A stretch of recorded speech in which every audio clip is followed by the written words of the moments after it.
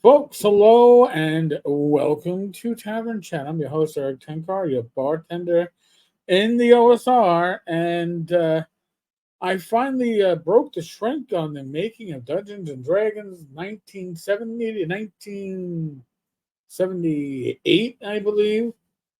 That's the new book from Watsy. I was going to cancel it, and then I didn't cancel it, so it arrived the other day, but I was in no rush to open it up until I started talking to people who had.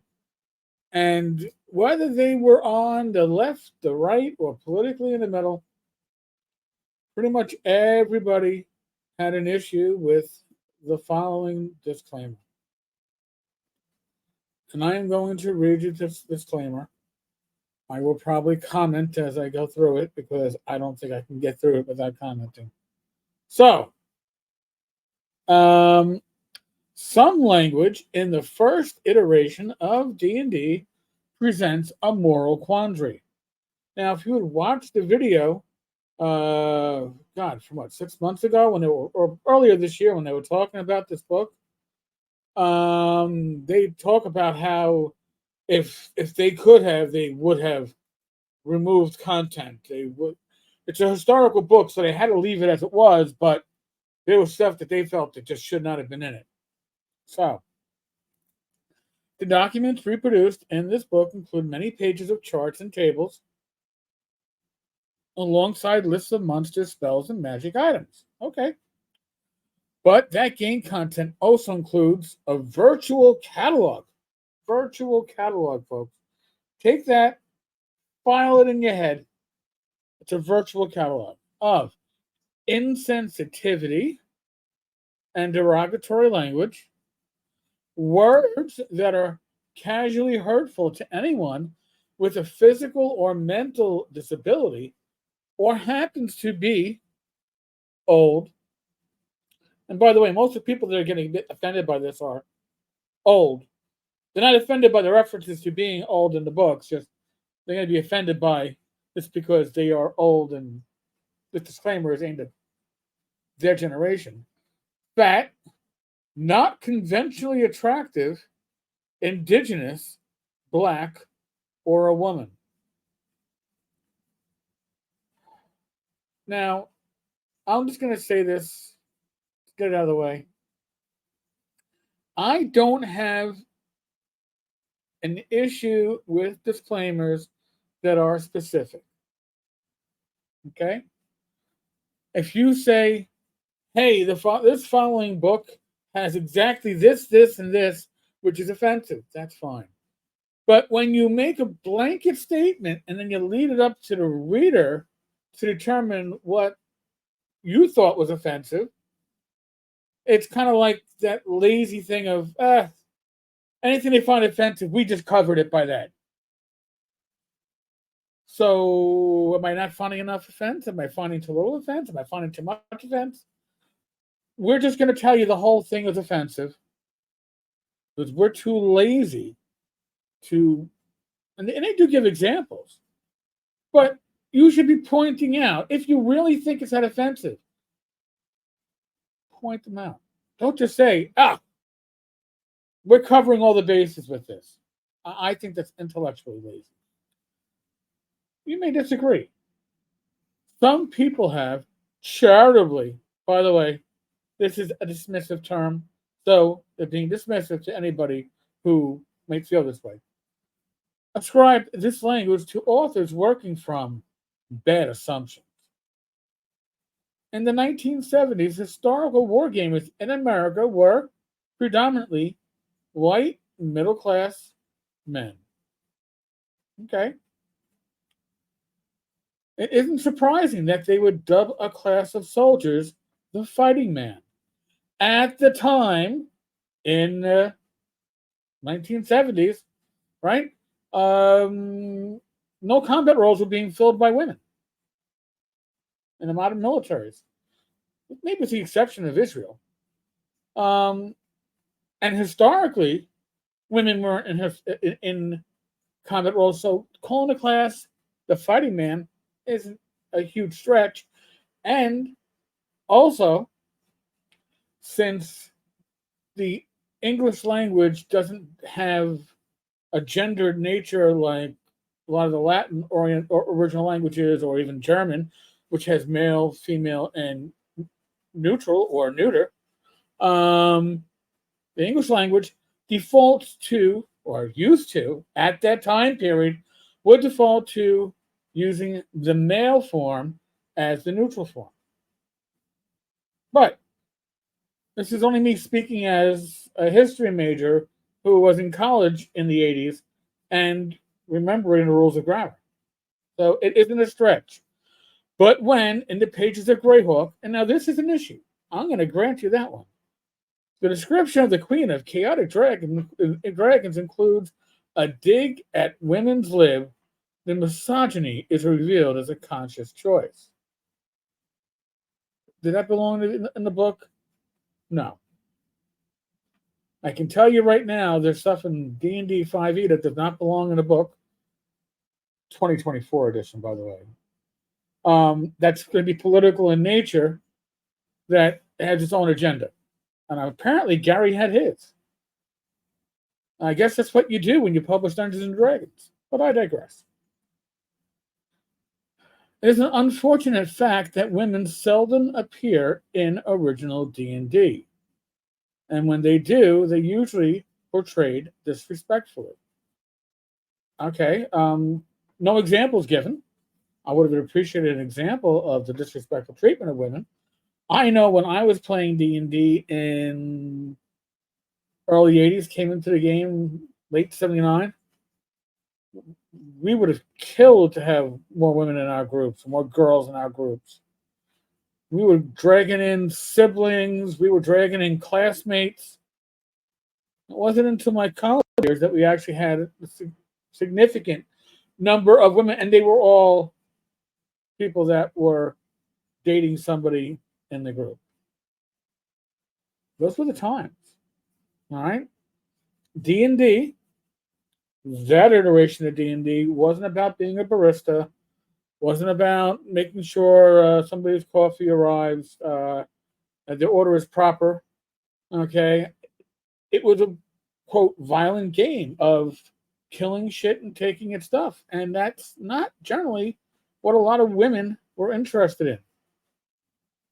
You know, boys played cops and robbers. Less girls played cops and robbers and cowboys and Indians. And there is a difference between the sexes or the genders, however you want to look at it.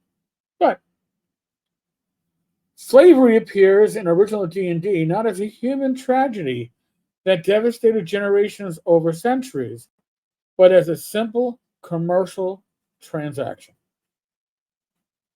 I can think of other games that had similar issues. RuneQuest is certainly one of them. I think RuneQuest today still has slavery, although those that are slaved, I think, are considered to be creatures that don't have free will or souls or something like that. I have to go back and read my RuneQuest material. Great setting. Slavery is a huge part of that. The cultural appropriation of original D&D ranges from the bewildering, like naming every 6th level cleric a llama.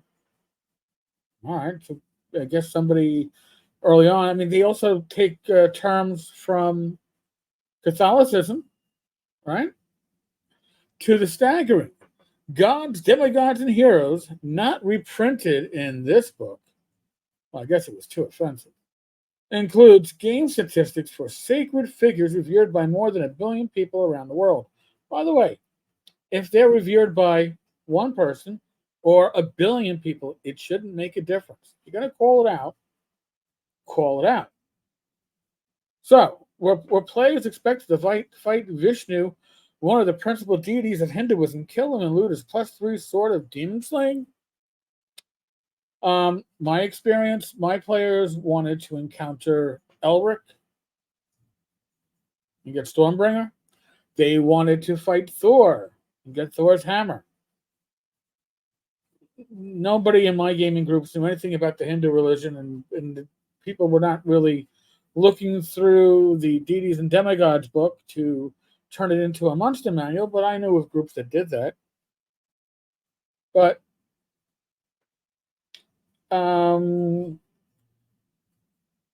taking, if you look at the cleric class, right? The cleric class is essentially a crusader knight, right? Can't draw blood. It's got all these restrictions, but it's based on. We even see crosses on much of the artwork of early cleric classes, clerical artwork, right? Their vestments, their rituals are often um, Christian based. So, uh, should I be offended as a Christian, as a Catholic, that that part of my religion was asserted by the game? I'm not, and I guess you can figure out. Well, you must be privileged. I guess so, but again, I never looked at. I thought it was interesting to be able to learn something about a different religion um, in my gaming material. I learned about Norse mythology, Roman mythology, Greek mythology. There are people that still worship the Norse gods. They're not large in number, but they are out there. Should they be offended that they were included in this? Maybe they are. Maybe they are.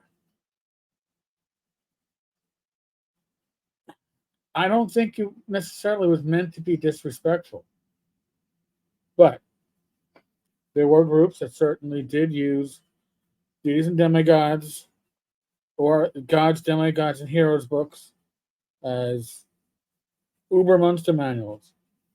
My players never, ever, ever in my groups ever got to the level where they could take on God. But I digress. Despite these shortcomings, D&D has always been a game about people choosing to be someone unlike themselves and collaborating with strangers who become friends. And that's certainly true. Which is the reason why now I've run games at conventions. I've had, I think, 2 players that were in wheelchairs at the time, and nobody asked me to play their character as depicted in a wheelchair. They wanted to be able-bodied. That was for them. They're not playing themselves. They're playing the idealized version, right? We never rolled up characters and said, "Hey, I'm playing me in D&D." Because damn, my stats would have sucked. If I was being honest. So it has slowly become more inclusive. I'm not saying it hasn't. And as the player base has become more diverse, the pool of creators who make the game has expanded to include people with a broader range of identities and backgrounds. As these new creators make the game more welcoming, the game has attracted new fans who, in turn, continue to make the game more inclusive.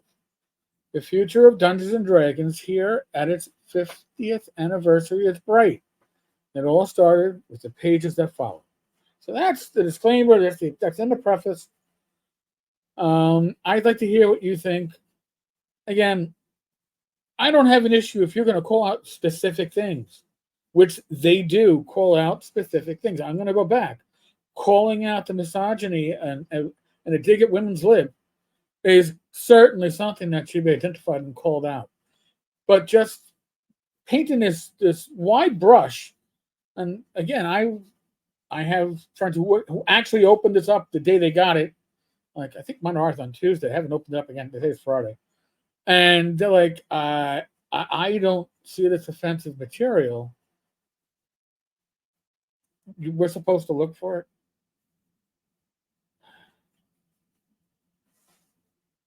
As a side note, and I could be wrong, the people that are going to be buying this book, for the most part, are going to be people who were there near the beginning of the hobby. They're going to want to see the actual beginning of the hobby. They're going to want to see those early manuscripts, that early stuff. And instead, they're being told essentially that their era of gaming was bad. I think that every era of gaming, even this new era of gaming, is good and has great potential and has things that we should be excited about and things that we should look back about fondly and not just say, well, you didn't have enough women playing back in the 80s and 70s. I mean, that's like saying there weren't enough males knitting and doing needlepoint in the 70s and 80s. A football player doing knitting on the side, and it was like, oh, it was a big, huge thing back then, right? The culture certainly does change. And I love going to conventions. I love seeing the number of women and children at North Texas. It was a family event, and it was beautiful. And people of all ages. And that's what gaming should be. And it shouldn't be pointing fingers at any era of gaming and saying this was bad, wrong, fun. And you people were bad. And you, because you enjoyed this, you were a bad person. And that's what this disclaimer, to me, feels like it's doing, because it paints with such a wide brush. And wide brushes are never good. But let me know what you think. Please. Like, subscribe, comment. This is your channel as much as it is mine. Okay, folks? As usual, be safe, be well, God bless, roll the dice, roll them well. And remember, it's live streams on this channel Wednesday, Friday, Saturday at 8 p.m. I'll catch you all later.